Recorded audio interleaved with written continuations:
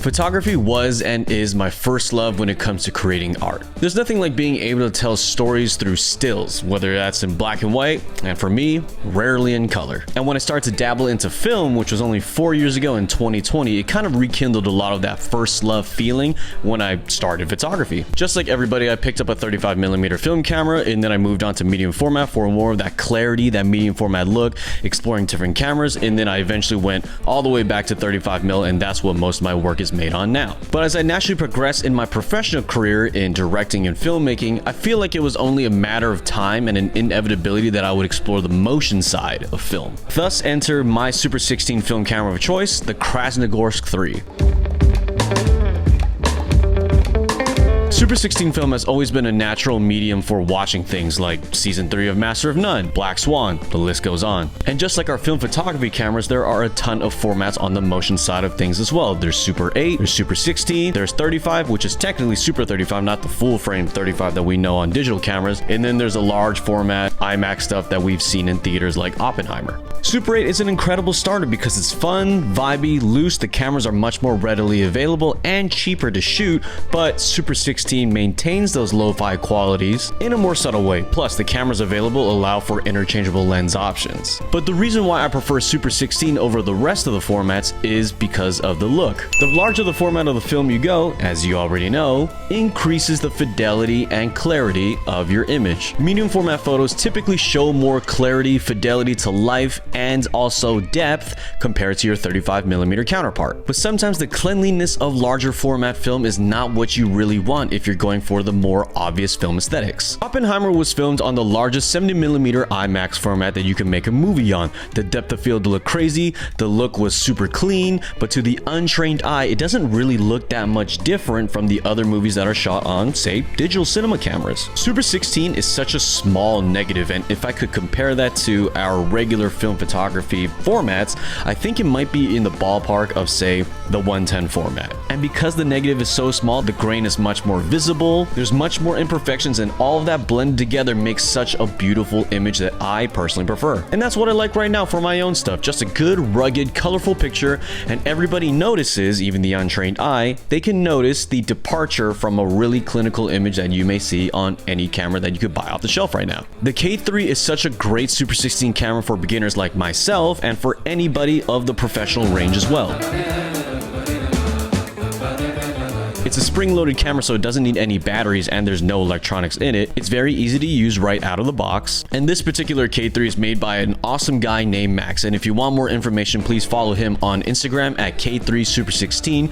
There's another video more about him and the K3 through Bray Hunziker's video, one of my homies. Click the link right here if you want to know more information on that. Max is extremely knowledgeable about this camera. He modifies it for all of his customers and he does it all by himself. Max cares for his customers so much that he's extremely great at communication, especially with me, who used to be a super noob at this stuff. He has his own Telegram community channel where he chats with his customers. You can find a link to that Telegram channel in his Instagram bio. It's tricky to buy one off eBay or other online sellers because modified K3s are typically really inconsistent, whereas Max has proven to be incredibly reliable. And one solid proof of that is that he actually improves the ground glass and installs a Super 16 frame line in the Super 16 version of this camera, whereas other modified dealers do not. And he also ships worldwide. He modifies two formats of the K3, one of which being Super 16, which is the one I have at a 1.66 to 1 aspect ratio, and Ultra 16, a 1.85 to 1 ratio, which is wider,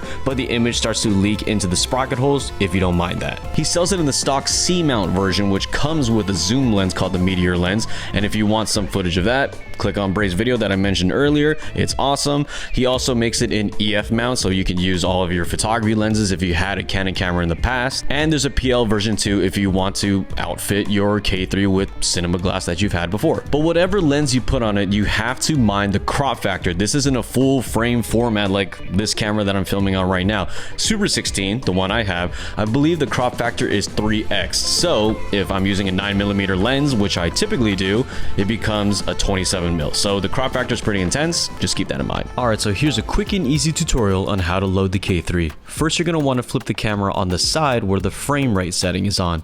Then you're going to switch the 24 FPS dial over to 8 FPS just so that the camera can rotate slowly when you're testing out the film later. Give it a few cranks on the spring loader so that you have enough juice to test out the film later. And now you're going to want to unlock the panel so that you can open up the inside of the camera. You're going to take the empty spool and move it to the take up section, which is right at the bottom. And next we're going to move the rollers out of the way. So you're going to grab that knob that I was pointing to, pull it up and out, and same thing for the bottom roller, pull it up and out, just slightly open, and then you're going to grab the pressure plate on the gate, and do not lose this piece, leave it off to the side, we'll deal with that later. And go ahead and grab your pack of delicious Super 16 film. I have a 100-foot roll of Kodak 250D, there's 50D, and there's 500T, and there's a couple other film stocks, but make sure that you only grab the 100-foot configuration, not the 400-foot one. Those are for the bigger cinema cameras that we are definitely not playing around with in this video. Now you're going to want to place this film up on top and have the film leader rotate towards the middle of the camera, kind of like the arrows inside the camera chamber is showing. Take a rocket blower towards the gate of the camera so that there's no dust while you're filming, and let's begin. So you're going to want to take that film leader and thread it through the bottom of the first roller, and then you're going to make a tiny little loop towards the gate. After that, make sure that the side of your film strip is flat against the chamber of the wall, and then you can go ahead and pull up on that first roller, close it back down, and make sure that it's locked in place. For this next part, you need to take out the take-up spool, and then you see the slit in the take-up spool. You're going to want to thread the film leader through that slot, and once you threaded the leader into the slot until you can't go any further, you're going to want to put the take-up spool back in its position, and you're going to want to make a bigger loop than the one you made up top, and then thread the rest of the film strip through the last set of rollers, making sure that the side of it is flat against the wall of the chamber. Go ahead and close those rollers, and to test if you did this correctly, just lightly touch the shutter to run the camera just a little bit, and if all the spools are rotating correctly, the smaller loop that you made up top and the bigger loop that you made on the bottom should maintain its size as the film is being threaded from one roll to the other. If those loop sizes are maintained, go ahead and put that pressure plate back onto the gate. Go ahead and close up your camera, and then you're going to have to gaff tape all the edges of that plate that you just put back on, because this camera is super prone to light leaks. In addition to that, make sure you put a tiny little flap of tape over the film counter because there could be light leaks through there as well. Once that's all done, don't forget to switch your frame rate back to 24 frames per second and put some gaff tape on it so that it doesn't bump accidentally to another frame rate.